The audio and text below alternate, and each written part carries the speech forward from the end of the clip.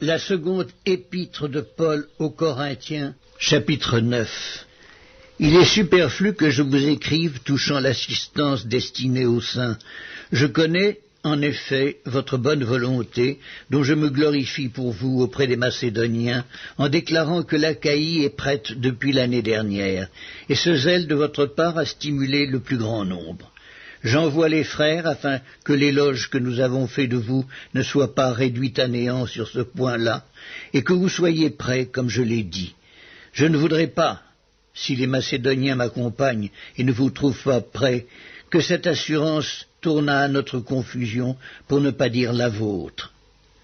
J'ai donc jugé nécessaire d'inviter les frères à se rendre auparavant chez vous et à s'occuper de votre libéralité déjà promise, afin qu'elle soit prête, de manière à être une libéralité et non un acte d'avarice. Sachez-le, celui qui sème peu, moissonnera peu, et celui qui sème abondamment, moissonnera abondamment. Que chacun donne comme il l'a résolu dans son cœur, sans tristesse ni contrainte, car Dieu aime celui qui donne avec joie.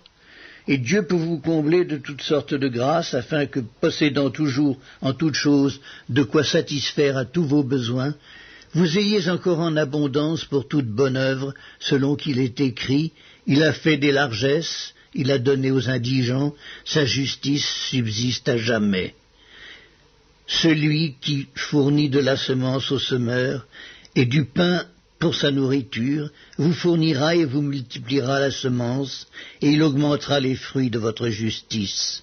Vous serez de la sorte enrichis à tous égards pour toute espèce de libéralité qui, par notre moyen, feront offrir à Dieu des actions de grâce.